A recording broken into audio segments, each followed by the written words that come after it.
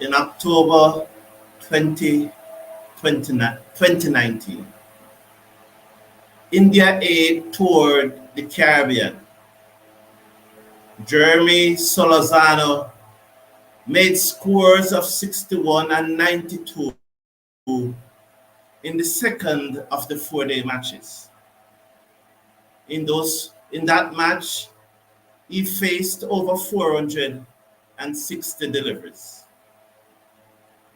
Fast forward 2 years later, November 2021, as the COVID pandemic waned, but yet still persons were unsure, a number of West Indies players pulled out of the tour to Sri Lanka.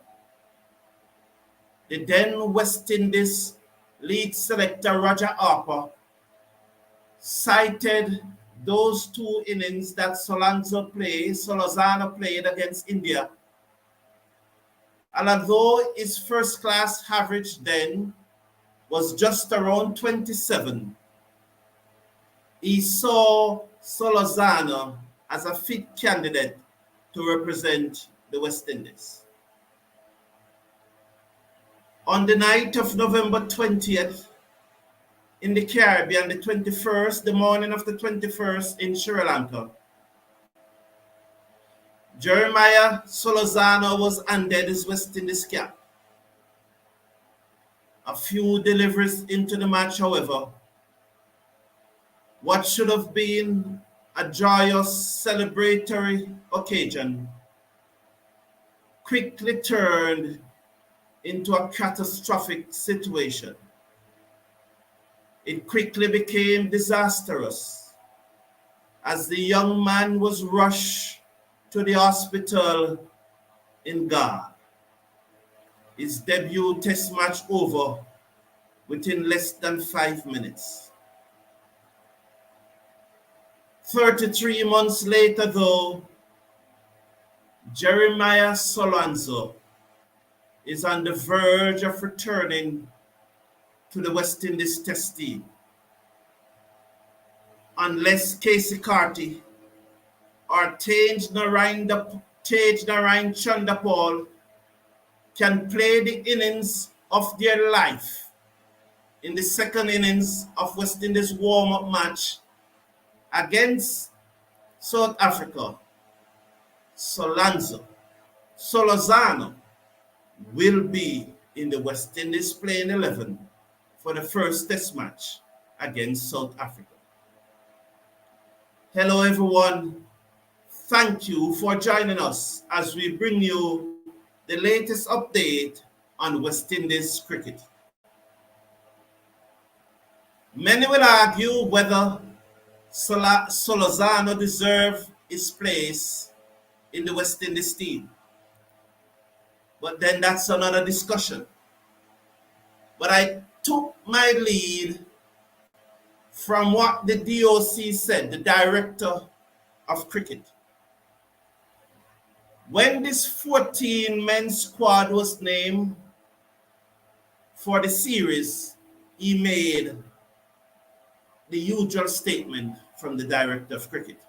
I'm being told that I should go to the score of the match first before I quote the Director of Cricket. So West Indies, in the West Indies Championship 11 in their match against South Africa, who are here for a 2-match test series to be followed by 3 T20. This match is being played at the Brian Lara Cricket Academy in Tarouba, Trinidad and Tobago. South Africa won the toss and asked West Indies Championship 11 to take first strike. Chandapal went for 1, Carty for 24, and Kevin Wickham was nicked off by Rabada, his second delivery for naught. And at that stage in over number 9, West Indies were 34 for 3. And the usual naysayers came out. But then first, Justin Greaves, who also made 24, and Solozano took the team to lunch at 79 without further loss. After After lunch, Greaves went for 24. Amir Jangoo came and he joined Solozano, and the pair added 49 before Amir Jangoo went for 30. Then Springer joined. Then after Amir Jangoo went, Springer joined Solozano, and they pushed the West Indies total past 200, with Solozano bringing up his century 111. At the close of the day's play, Shamar Springer was left not out on 45, and Joshua Bishop was on 6 not out. West Indies 245 for 6 as we look forward to the start of the second day's play. As Berger to start, he comes in, ball to Bishop, and Bishop defends, and there is no run. So the score remains 245 for 6. We're at the start of the second morning play in this match between the West Indies Championship 11 and South Africa. Let's watch Berger with the second delivery of the morning. He comes in bold to Bishop, and Bishop defends again, and there is no run. So the score remains 245 for 6. So Chanda Paul made 1, Solozano made 111. And as I said, it will probably take a miracle or a magnificent or a brilliant innings from Casey Carty or Tej Narayan Chanderpaul to displace Solozano at this time. Many persons will look at it and said that his overall average in cricket as Berger bowled to Joshua Da Silva and he covers up and defends and there is no run. The score remains 245 for 6. His overall average in first-class cricket have declined from the 27 it was in 2021, and it is now 23.89. You will look at this year regional tournament as Berger bowled to Joshua Bishop and he turned this into the onside. They go through for a single, and West Indies move up now to 246 for 6. So 246 for 6 after 4 deliveries on the second morning's play in the match. So now Bishop will move up to 7, and Shamar Springer on 45 comes into strike. In this year regional tournament, Jeremy Solozano is played, I think, 7 matches, batted 11 times or so. He scored over 330 runs. He was 21st on the batting chart. 21st, average, I think 30, 32 or thereabout. So definitely, there's not much to write about. 330 runs from 14 innings, average 30. 2 half centuries, no century. And it is a mystery. He got himself into the West Indies Championship 11, and he grabs the opportunity with both hands. As we watch Berger to Springer, and Springer plays this out into the offside, in the gap between cover and backward point, they go through for a single. The West Indies total move up now to 247 for 6. 247 for 6. As one delivery to come in over number 83.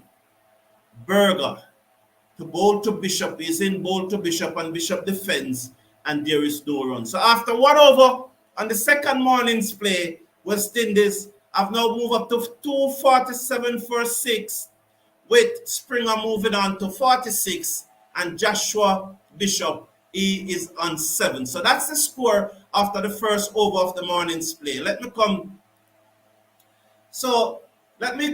to your comments. I'm very interested in your comments this morning. I am sure that many persons will not agree with my thumbnail that Jeremy Solozano is in the West Indies squad for the first test.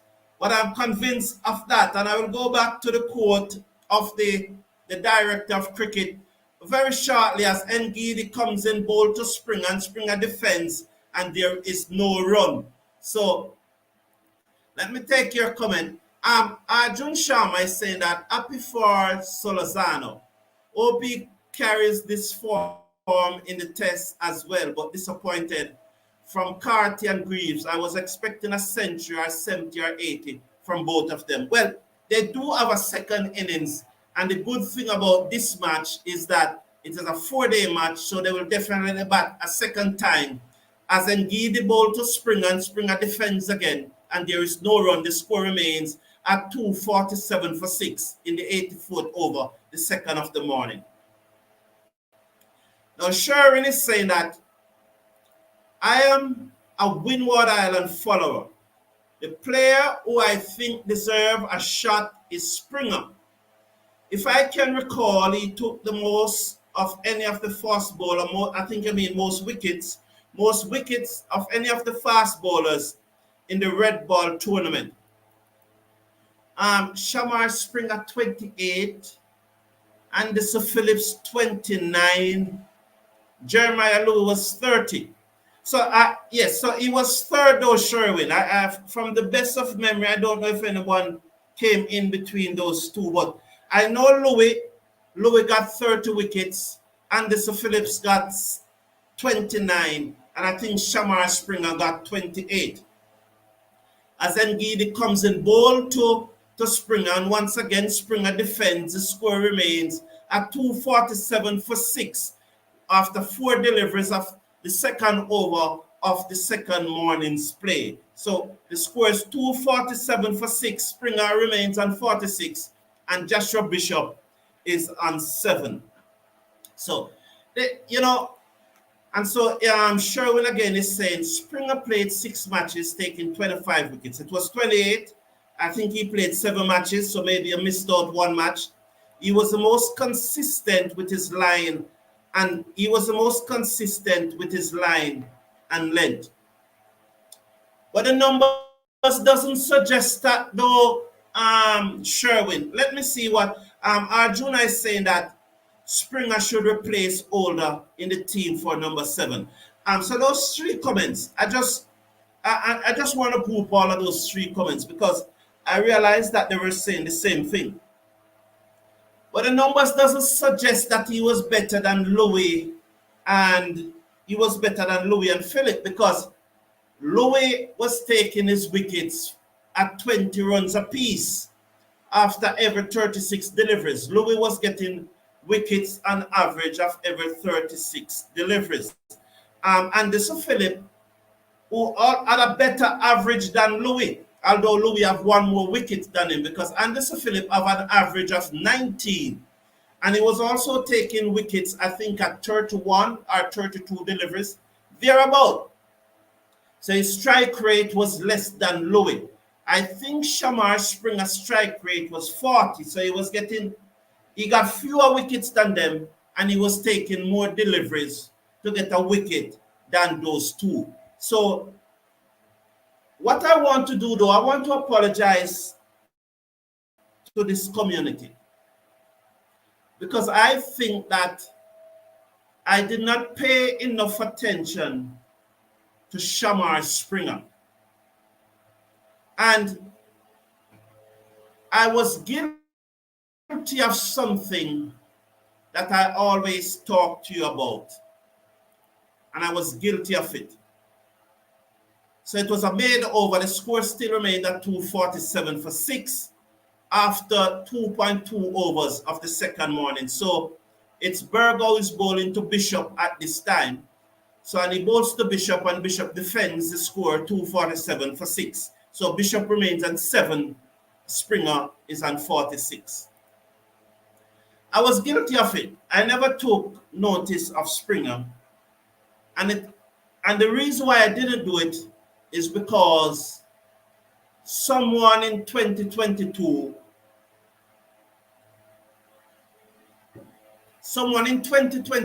told me that Shamar Springer attitude is not at the desirable level. The person told me that. And it somehow caused me not to be looking at Shamar Springer. And I should not have done that. Especially the person who told me also tried to tell me that the Jamaican flag is yellow. Not gold, yellow.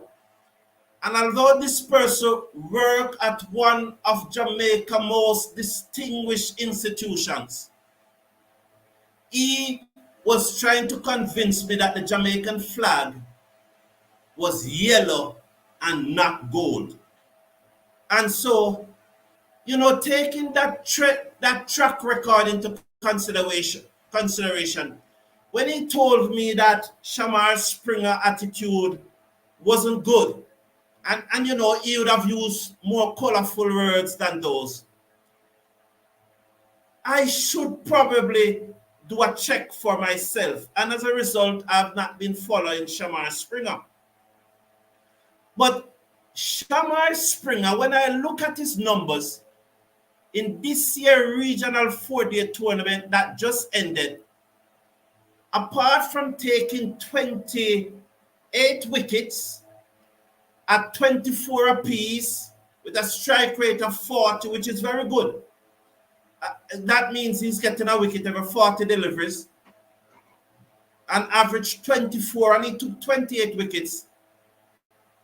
He scored from 11 innings. Shamar Springer scored 367 runs, averaging 40.77 with a highest score of 72. Now, for a batsman to score 367 runs and only scored 2 half-centuries in 11 innings, although he did not get the big score, what that tells me is that he was consistently making 30s and 40s in the series. And for someone who was batting at 7, 8, that was good. And that's what you want your number 7, your number 8. In a test match situation, if you have a number 8 averaging 40 and is taking wickets every 40 deliveries with an average of 24, each wicket costing him 24. So I really think that Shamar Springer flew under the radar, and I really hope that he really carries that form into this match. And once again, you see him batting at number 7 in this team, and he's doing fairly well at this time. So he's doing fairly well as we looked at it now. Just trying, that. So Shamar Springer, he remains on 47, and Joshua Joseph is on 4, it remains on 7. As Berger fired this one down the leg side, the keeper cannot collect, and it goes through for 4 by. So the West Indies score will move up now to 251 for 6. 251 for 6. Now, going back to Solano though, so I was just like the point that what's his name, Arjun Sharma was making along with Sherwin, and giving credit to Shamar Springer. This is a young man that now have come on my radar, and we really need to focus on him because he has been doing well. And so thank you very much, you two, for pointing that out to me. So let me come back to your comments. So I'm coming back to your comments. So Colonel Owens is saying that Solozano played 57 first-class matches and have an average of 23. Yes, 23.89. And on the face of it, of that, he should really not be representing the West Indies. That's low on the face of that. And question mark is always going to be hanging over him. And having only scored 330 runs in the regional 4-day tournament, no century, he did not knock down the tour. But somehow he found his way into the championship 11 team. And this is what persons will call taking your opportunity. That's what it boils down to, taking your opportunity at the right time. So, in supporting that view, taking your opportunity at the right time, here is what the director of cricket of West Indies said. The selection of these players is part of Cricket West Indies strategy to evaluate the readiness. So they selected these set of players. One of those players were Jeremy Solozano. They are evaluating the readiness of potential squad member for the upcoming West Indies versus South Africa home test series. So the director of cricket made it quite clear there. Perform in this match and you're on your way to the test team. He made it absolutely clear. There can be no doubt about what he's saying. The focus, he said, is on assessing their battle readiness. So this match against South Africa is a battle, and it's who come out of the battle. For by coming out of this battle, you will show your potential contributions to the men test team. So despite Solozano average, despite only scoring 330 runs in the regional 4-day cricket tournament at an average of 30, despite that from Solozano, based on what the director of cricket for the West Indies is saying, is that Solozano have went to war. He has went to battle and he came out. He have risen out of the ashes like the phoenix and have shown that he's ready. That's what happened, And persons will look at Carty, who I really hope that he will be in the West Indies team someday. In the test team, I had him in my squad to go to England. I would have said that a number of times. And you look at Carty and said consistently he has performed better than Solozano, But you see, when is the time that matters? It is a time that matters that Solozano grabs his opportunity. And bearing from what the director of cricket said here, it clearly seems, in my opinion, in my view, and generally on the thumbnail, you'd have seen me put a question mark. There was no question mark on the thumbnail this time. It means then that based on what the director of cricket said and based on the 100, Solozano will definitely be in the squad. So let's watch this delivery from Berger. He's on his way. Up comes Berger. He passes the umpire just about now and bowled to Springer. And Springer tucked that away down 2 square leg. They got one. They're coming back for the second. So Springer move up now to 49. Joshua Bishop on 11. And West Indies at the end of over number 87, the end of the over, they are 258 for 6.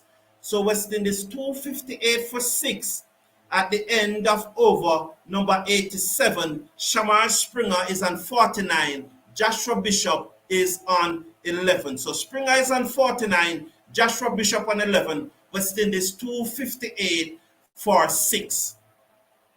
So I'm coming to your comments now. I realize I've been ignoring your comments.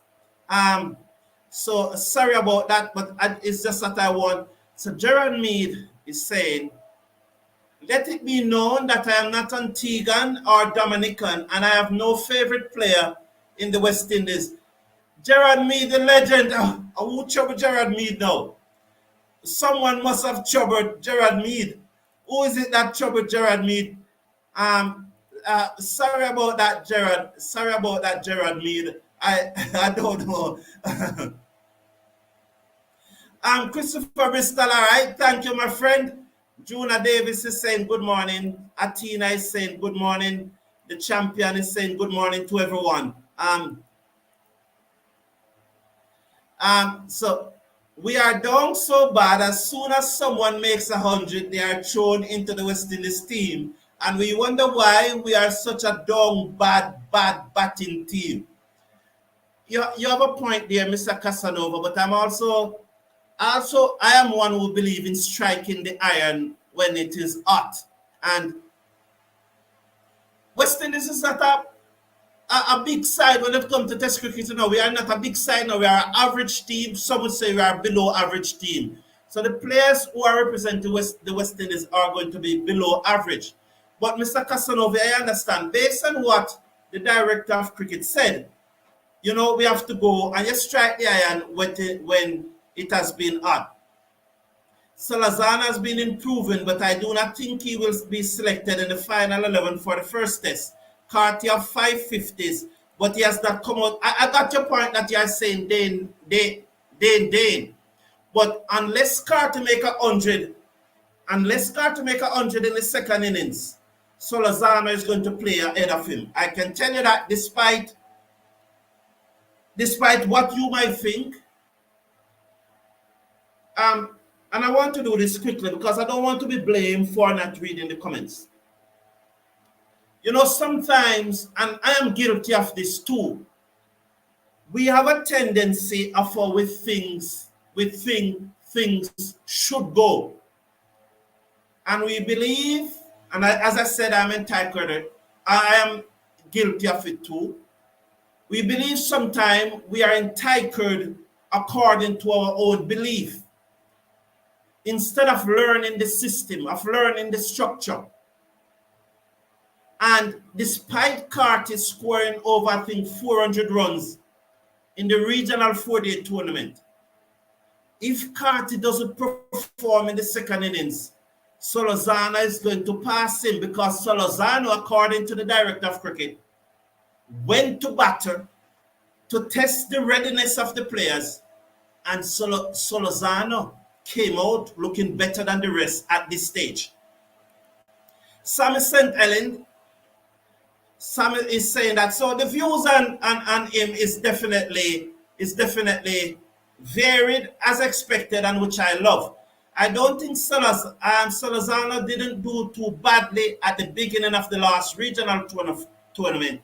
He shapes well and can't be any worse than our current number 3. Bobby, how you doing, man? I don't think Solozano will make the squad unless he scores another century in the next innings. So then Bobby, my good friend, and you and I will talk a lot, and probably we'll talk about this later. But then we cannot take the director of cricket word for what he said then. So because if we are to place any merit or any substance to the director of cricket word, then Solozano is going to be in the team. And so Kirkhamute is saying, Bobby, unless 50, he would have taken Mackenzie, because Mackenzie, okay. So, I just want to say this to Kirkhamute. Mackenzie failed against England, right? But we all know that, and we accept that at 5.5. But to say that he should not have been there it's unfair. It's totally unfair. The young man was our leading run scorer in Australia. So to say that he should not have been in England is totally unfair, unreasonable, unjust, and it's far too harsh. To say that he failed in England, he performed very poorly in England. But to say that he should not have been in England, it's unfair. Charlie X is saying, I spoke to a source in the administration camp. They are still looking at adding Carty, but Solozano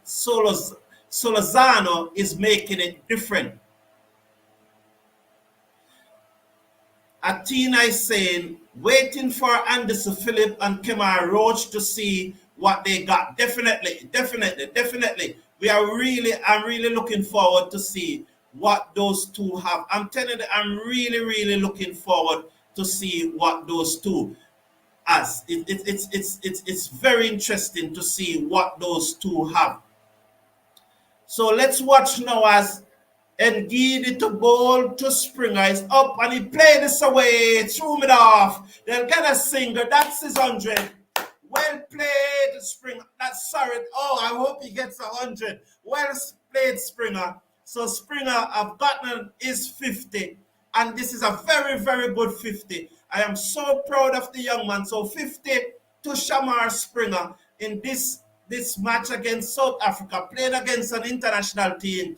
50 to Shamar Springer. Let's watch Ngidi as he comes into Bishop. And Bishop tucked this away just to the right of the man at mid-on. And they go through for a single. And the score moves up now to 265. So West Indies 265 for 6. Shamar Springer is on 50, exactly 50 from 120 deliveries. And Joshua Bishop is on 17 from 33 deliveries. As we watch Springer seconds, as Ngidi comes into him and he played this just to the left of mid-off and they get another single. So this is good rotation of the strike from the West Indies batsmen. 266 now for 6. Shamar Springer going up to 51. Joshua Bishop remains on 17. So at this stage it's 266 for 6.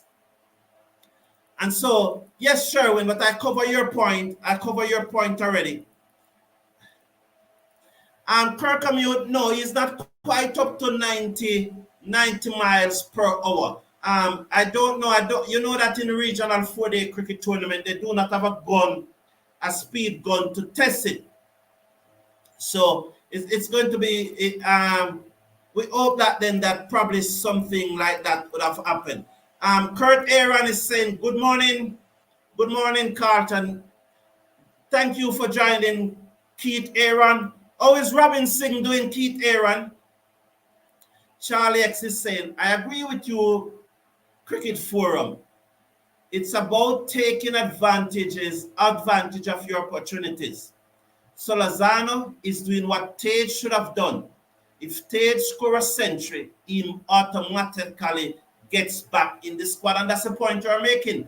And when you look at someone like Imlach and Kirk McKenzie going ahead of Imlach, because I think before Kirk McKenzie made that double 100, Imlach was ahead of him. But what happened? You're playing the weeks, Edley. Imlach scratching around. Kirk McKenzie make a double 100. You go on an A-team tour to Bangladesh. Imlach can't pass 10. Kirk McKenzie made 2 half-century. You go on an A-team tour to South Africa. Imlach was dropped and they have to send for Jordan Johnson. Kirk McKenzie made a big half-century in the final match. You have to take your opportunity when you get them. You have to. So I really hoping that Casey Carty will come good in the second innings because I really like Casey Carty. Kirkhamute is saying that why Carlton not talking about whose spot Roach is gonna take when he comes back in the team. He's fairly tall. He's definitely fairly tall. Charles Taylor, man. Charles Taylor, on Monday. Was it Monday or Tuesday? On Tuesday, I went to a under 15 training session with some boys, and I have a number of videos from that training session, and with a legendary coach like Barry Barnes doing his thing and so on, and I was allowed to film him. So I'll upload those videos in due time. And when I was doing it, I remember you, Charles Taylor, because I remember when I was doing a match last year sometime in Westmoreland, I think that you contributed to the effort of I going to Westmoreland. And definitely, I appreciate that contribution. I definitely love some more of those, though. And so I remember you right there and then. Or ironic is it that both Solozano and Springer are improving immensely since representing the Windward Islands. Could it be the coaching, Just asking. Well, very interesting, very interesting. But on the part of Solozano, though, they would say a 30 average is not improving. What I want to say is that he took his opportunity and is doing well. So so 268 for 6 is a score at this stage. 268 for 6. Springer is on 53 and Joshua Bishop is on 17. 258 for 6. Carlton Ayman is saying, good morning, SOS. Thank you. Carlton Ayman is saying, everyone blessing. Good thing comes to those who wait, but not to those who wait too late. I think Greaves should be playing first test. Carlton Ayman, he needs to come good though. He has to come good. If he doesn't come good in that second innings with the bat, I do not see him in his squad. And he said that I really like, Charles Taylor said that I really like Carty, but I think he's too inconsistent. Joseph Martin, I don't agree that he has been treated unfairly. I just think that, remember in the first place, and about the injury, let me say this about the injury, because I remember at the time I had some words about the injury.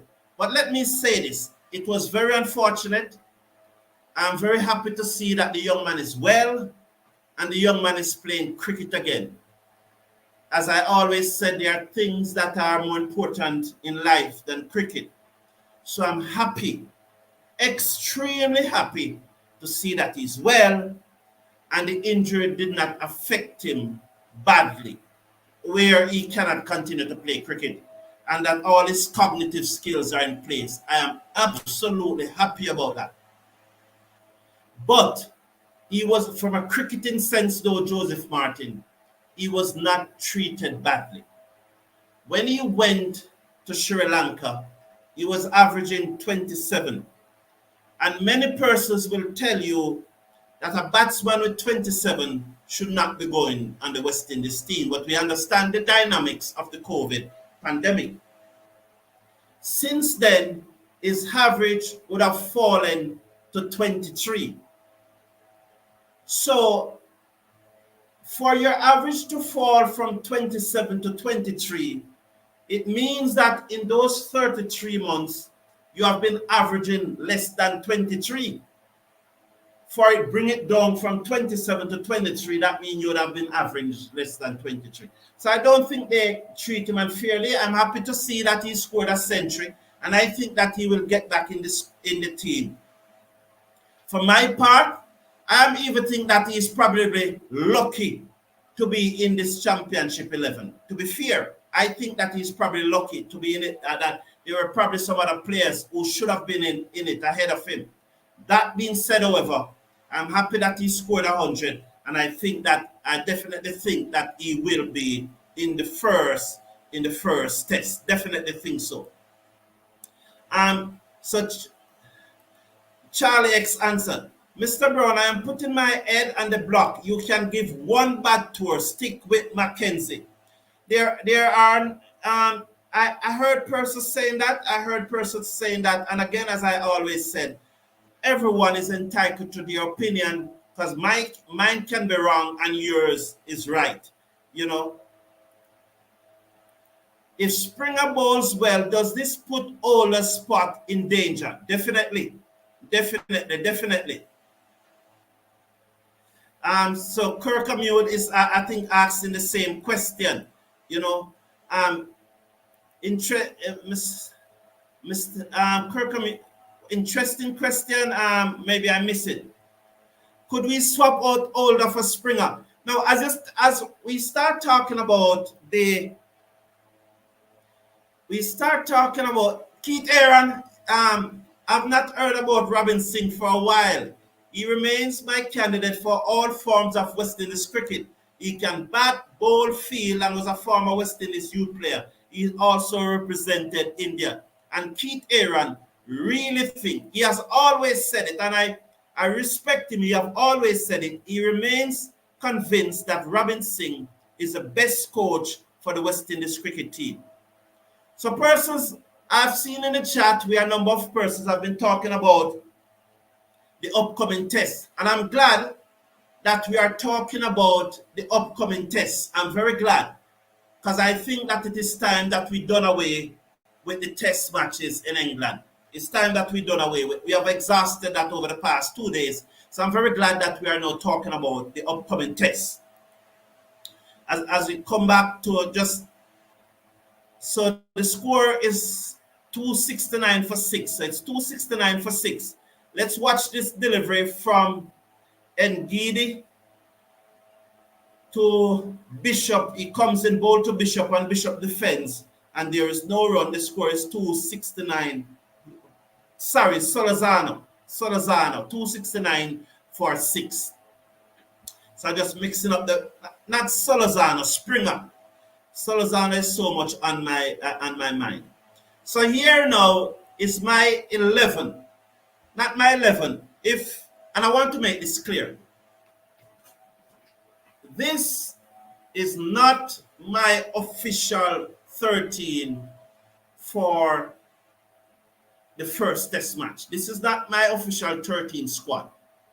I'm going to pick my official squad for the test match coming up by Friday evening, Saturday morning. By that time, I'll pick my official squad. But if I was to pick a squad, because I saw a number of persons talking about the first test and asking me a number of questions. So if I was to pick a squad right here, right now, these are the 13 that I would have picked. And I'm going to list them in alphabetical order. This would be my 13 right here at this moment. Saturday, I will name my official 13, but this is a spur of the moment 13. And this is it. Athanaze, Brathwaite, Carty, Charles, Da Silva, Hodge, Older, Alzari Joseph, Mikel Louis, Gudakesh Moti, Kemar Roach, Jaden Seals, and Jeremy Solozano. This would be my 13 right here, right now. I would really appreciate your comments on that 13, but it will be my 13 right here, right now, as Ngidi comes in now, bold to Springer off the back foot, cracks it away down behind point for 4. Lovely shot by Springer. So that was shot outside the arch stump by Ngidi, and Springer on the back foot in a flash and cuts it away. The final delivery for over number 90, and West Indies move up now to 273 for 6. Lovely shot by Springer off the back foot, and he cracks it away. He moves up now to 57 not out. The batsman with him at the other end is Joshua Bishop. He's an 18 from 37 deliveries. Lovely shot there by Shamar Springer. 57 from 113 deliveries. And he's looking very, very good. He's very impressive at this moment. Lovely shot. So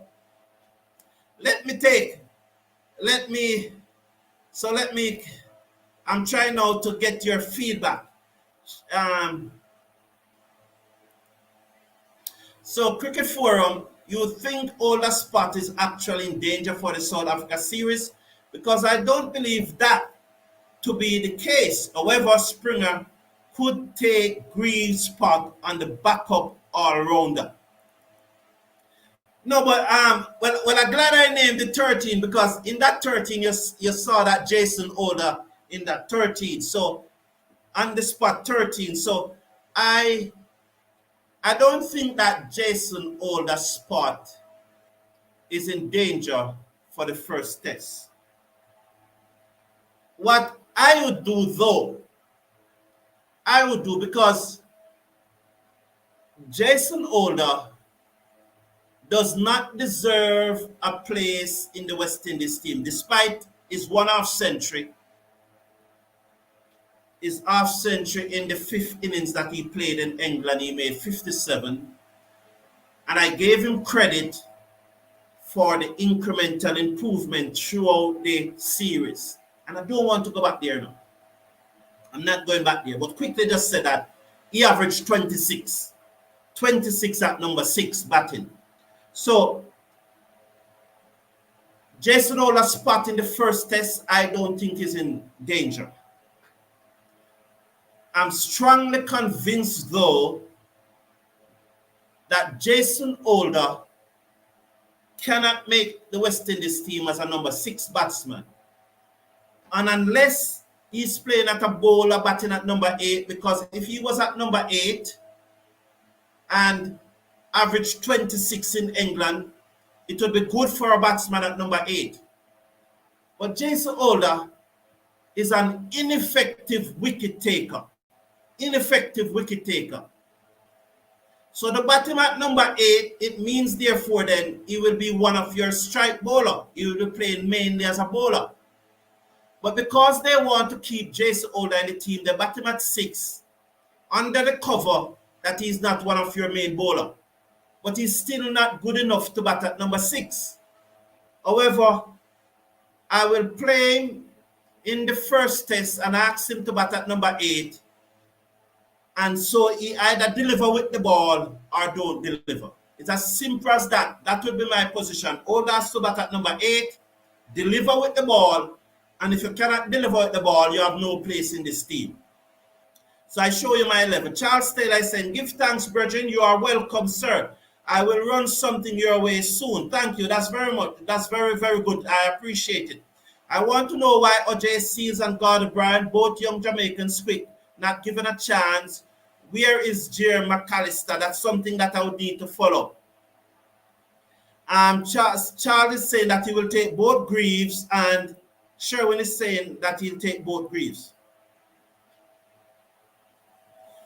Charlie X is saying, hold on, cricket forum, where's your backup keeper? You don't need one because the match is playing in the Caribbean. So it's not like a tour of England. So you don't need a backup keeper. And you will only name 13 instead of 15. So 13 you will name instead of 15. So you don't need one. So Berger bowls to Bishop and he drives straight down the ground. 4 more. Lovely shot. Oh, the West Indies batsmen are turning it on this morning. 279 for 6. So Berger pitching up to Bishop and he drives down the ground handsomely for 4. Bishop moves up to 24. With him on 57 is Shamar Springer, and West Indies now 279 for 6 at the end. 279 for 6 at the end of over number 91. Lovely shot there by Bishop. He moves up to 24. Good going there by the West Indies pair. Keith Aaron is saying Carlton is Shamar Joseph unfit to play. No, I told you I named my 13 on the spur of the moment. I definitely think that Roach is going to come back in. You know something? Keith Aaron, and I think I missed out this because it was a spur of the moment 13. But I am backing Brian Charles to be in this 13, you know. I think because it was a spur of the moment 13. But who would I take out of this 13? Who would I take out of this 13? Because I really like Brian Charles. I really want... Oh, I have Charles there. Oh, sorry, I have Brian Charles there. Oh, I'm sorry. I do have Brian Charles in the 13. Okay, I'm sorry. My apology. I do have Brian Charles in the 13. Yes, because I really, really like Brian Charles. I'm telling you the truth. I agree. I like Brian. I like Brian Charles. And so Charles X is saying that I agree, Cricket Forum. Holder should take on a Sean Pollock role and become a more efficient bowler. And Kirk Amute is saying, Mr. Cricket Forum, if Holder don't perform with bat or especially with the ball, he should not be playing in the second test. Springer should replace him. And Springer is doing his cause no harm at all. He's justifying his position here. He is on 57. With him is Joshua Bishop. Joshua Bishop is on 24. As we watch the first delivery of make a change now. So Mulder comes into the attack. He replaces Ngidi. So Mulder to Springer. and there is no run as Springer defense. He looks good in defense, definitely. Looking good in defense there is Springer. Should set you free. Have you ever thought of doing commentary with one of the networks that broadcast international cricket? You would do an excellent job. Should set you free, I think so too, but it's those jobs are usually reserved for ex-cricketers, you know, ex-international cricketers. So I don't think it will ever happen, but I think I can do a good job. Thank you for that compliment. I really appreciate it.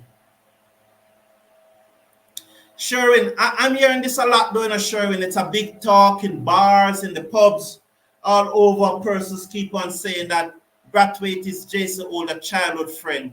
His spot is in no danger. I'm hearing this at all, but isn't time that the structure above the captain takes over? If that is the case, there must be a structure above the captain, you know? There must be a structure above him.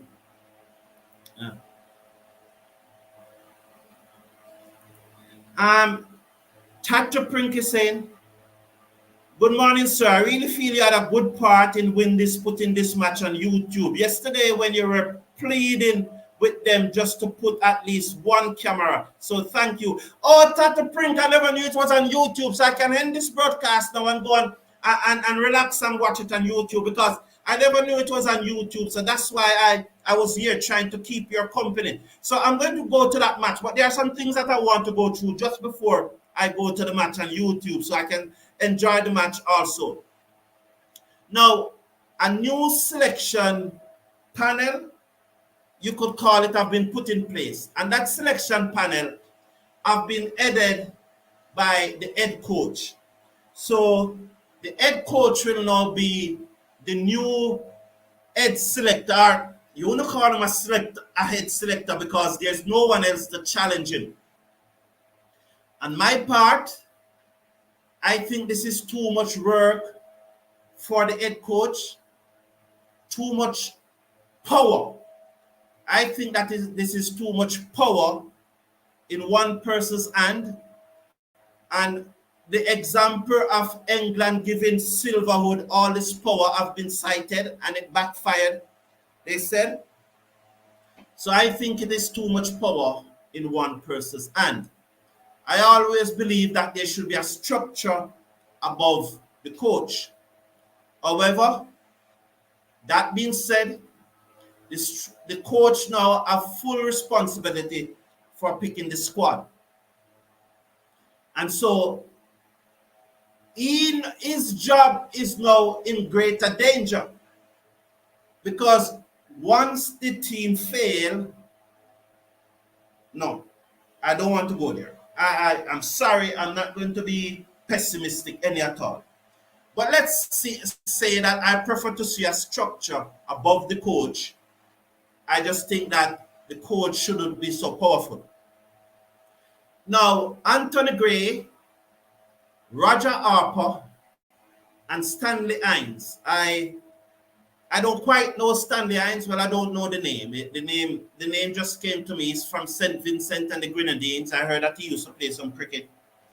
And I heard that there's a number of persons who not really comfortable with this appointment and was surprised by the appointment. But that persons will always agree and disagree, as long as we have the maturity to support the person in the position. So these three gentlemen will be scouts.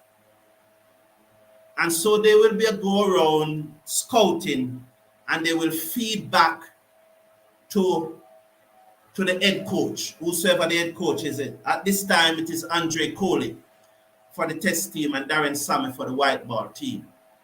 So they are the scouts. They will go around, and I think they can recommend a set of players.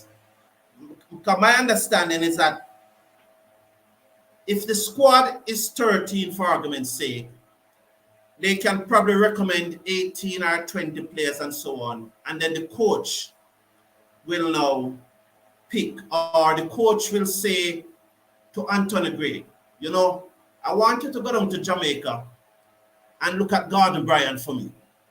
Or I will say to Hines, I want you to go down to, is it Grenada or Dominica, and look at Ryan John for me, you know, and give me a report, film some videos and so on. Those are the things. So that's the situation here.